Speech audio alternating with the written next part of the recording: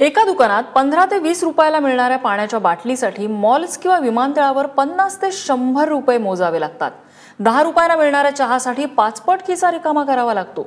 मात्र ग्राहकांची ही लूट लवकरच थांबणार आहे, कारण तुमच्याकडे MRP पेक्षा जास्त किंमत मागणाऱ्याला धडा शिकवण्यासाठी आता कायदा सज्ज झालेला आहे। नाशिकच्या सिटी सेंटर मॉल बाहेर मी आता उभा आहे। याच सिटी सेंटर मॉलमधील PVR मल्टीप्लेक्समधून मी ही 500 ml पाण्याची बॉटल खरेदी केलेली आहे, जिची किंमत ही 30 रुपये आहे, ज्यावरती MRPची खरं 30 रुपये देण्यात आलेली आहेत। विशेष म्हणजे ही पाण्याची बॉटल हिची किंमत ही 10 रुपये आहे। बाहेर जनरल स्टोर्स असेल किंवा कुठेही ही 10 रुपयालाच ही मिळते। मात्र अशा प्रकारे मल्टीप्लेक्स असतील, एअरपोर्ट असतील किंवा 5 स्टार हॉटेल्स असतील, ही अशाच प्रकारे हिची MRP ही बदलली जाते। आणि यावरच वैधमापन विभागाने आक्षेप हा नोंदवला होता। त्यांनी विनंती ही केलेली होती, ती अखेर मान्य झालेली आहेत, ज्यामुळे सामान्य नागरिकांना देखील आता दिलासा मिळणार आहे। मल्टीप्लेक्स, विमानतळ किंवा हॉटेलमध्ये तुम्हा आम्हाला अशी लूट काही नवीन नाहीये, पण आता ही लूट थांबणार आहे। कारण मॉल्स, विमानतळ तसंच हॉटेलमध्ये MRP पुरतेच पैसे घ्यावे लागणार आहेत। ग्राहकांची लूट थांबवण्यासाठी केंद्र सरकारने हे पाऊल उचललंय। केंद्रीय ग्राहक व्यवहार मंत्रालयानं या संदर्भातला निर्णय जाहीर केलाय। 1 जानेवारी 2018 पासून या निर्णयाची अंमलबजावणी होईल।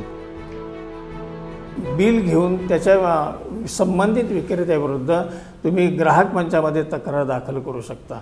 ग्राहक मंचामध्ये तक्रार दाखल केल्यानंतर MRP ॲक्ट प्रमाणे याच्यामध्ये शिक्षेची खूप मोठी तरतूद आहे।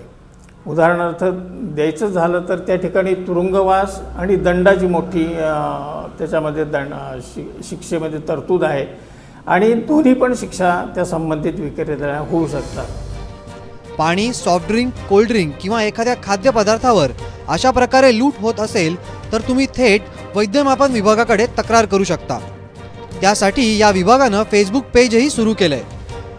याशिवाय 9869 691 666 या व्हॉट्सॲप क्रमांकावर किंवा वैधमापनाच्या नियंत्रण कक्षातील 022 2262 2022 या क्रमांकावरही तुम्ही संपर्क करू शकता।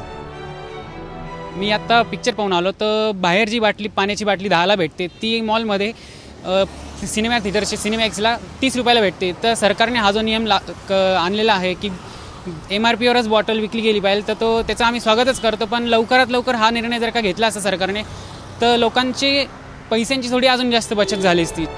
या निर्णयामुळे ग्राहकांची आर्थिक पिळवणूक थांबणार आहे। त्यामुळे तुम्हाला चित्रपटगृहात अतिरिक्त पैसे मोजावे लागणार नाहीयेत। पण या निर्णयाची काटेकोरपणे अंमलबजावणी होणं तितकंच गरजेचं आहे। प्रांजल कुलकर्णी, ABP माझा, नाशिक।